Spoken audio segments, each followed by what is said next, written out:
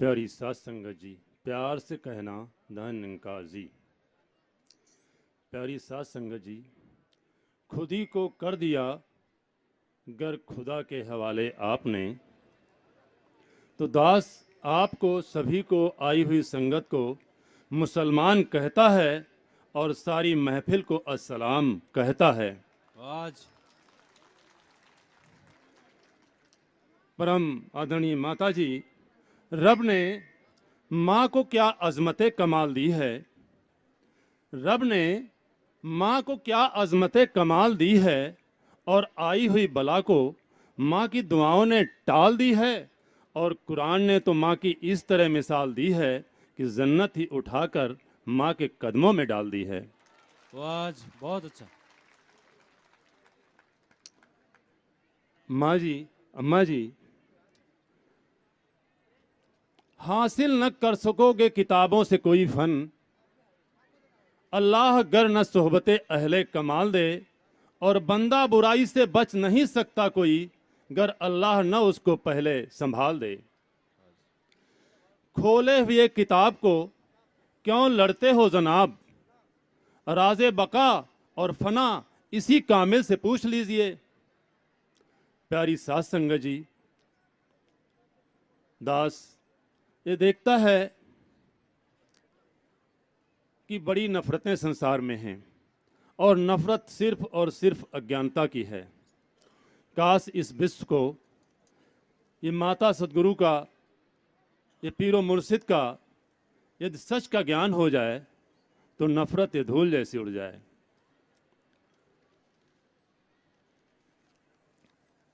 ओम भूर्भुवः स्वः तत्सवितुर्वरेण्यं भर्गो देवस्य धीमहि धियो यो नः प्रचोदयात्। ये वैदिक गायत्री मंत्र। अब सूरह अल फातिहा। औज़ु बिल्लाहि मिनश शैतानिर रजीम, बिस्मिल्लाहिर रहमानिर रहीम। अल्हम्दुलिल्लाहि रब्बिल आलमीन अर्रहमानिर रहीम मालिक यौमिद्दीन। इय्याका नअबुदु व इय्याका नस्तईन। अहदिनश सिरातुल मुस्तकीम सिरातल लज़ीन अनअमता अलैहिम गैरिल मग़दूबि अलैहिम वलद्दालीन।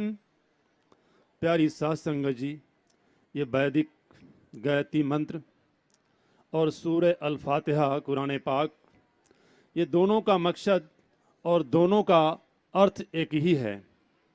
लेकिन कोई भी मुसलमान वैदिक मंत्र इसलिए नहीं पढ़ सकता कि कोई कहता है ये हिंदू का है, और कोई हिंदू कुरान पाक की ये सूरह अल फातिहा इस नहीं पढ़ सकता क्योंकि वो मुसलमान की है। जब सदगुरु माता जी का ये ज्ञान, राज़े हकीकत, इल्म इलाही जब प्राप्त हो जाता है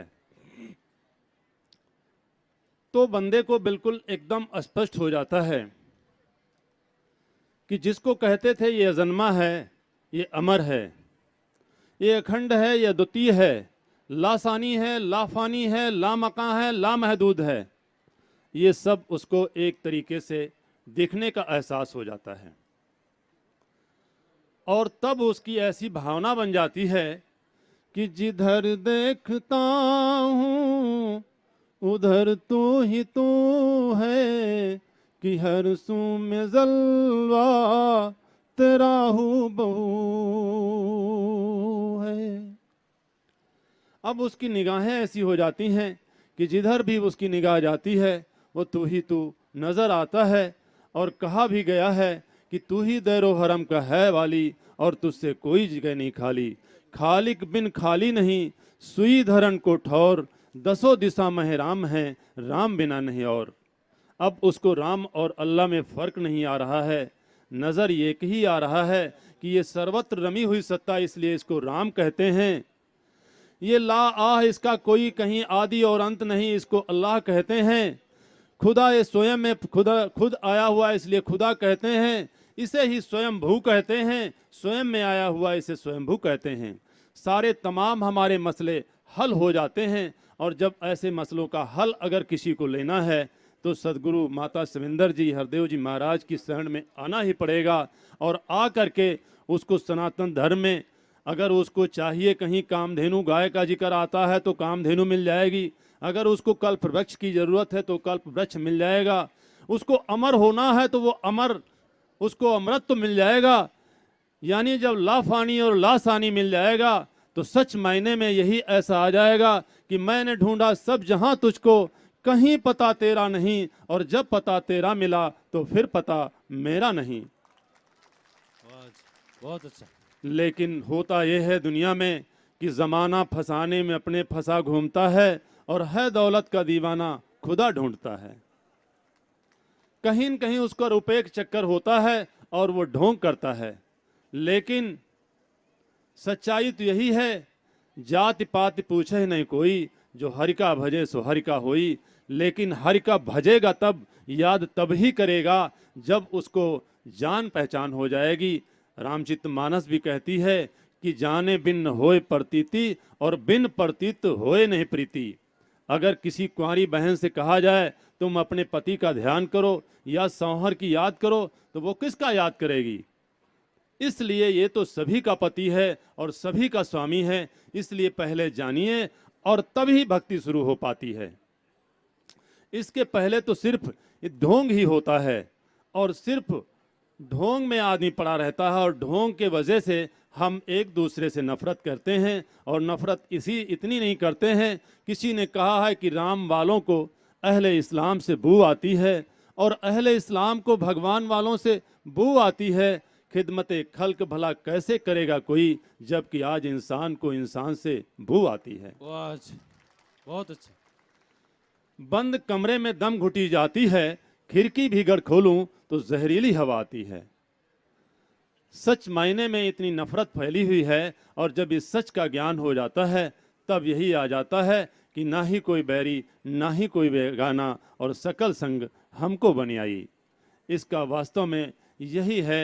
तब ये बात आ जाती है कि ना मैं मंदिर ना मैं मस्जिद ना काबे कैलाश में, और मौको कहाँ ढूंढते बंदे मैं तो तेरे पास में।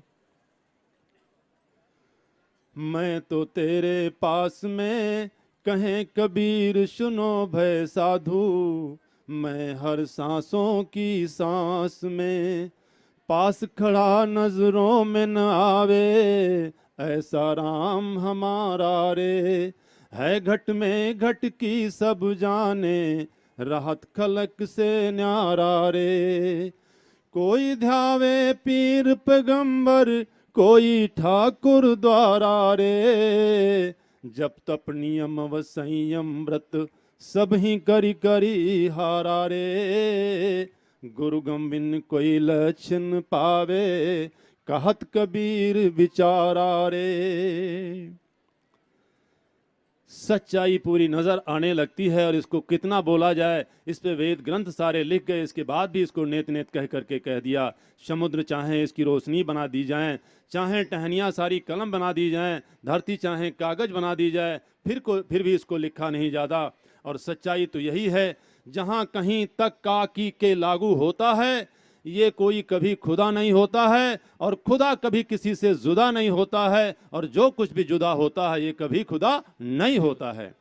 वाह जी, एक इस्लाम में शेख शिबली हुए हैं, तो एक बार वो हज गए थे।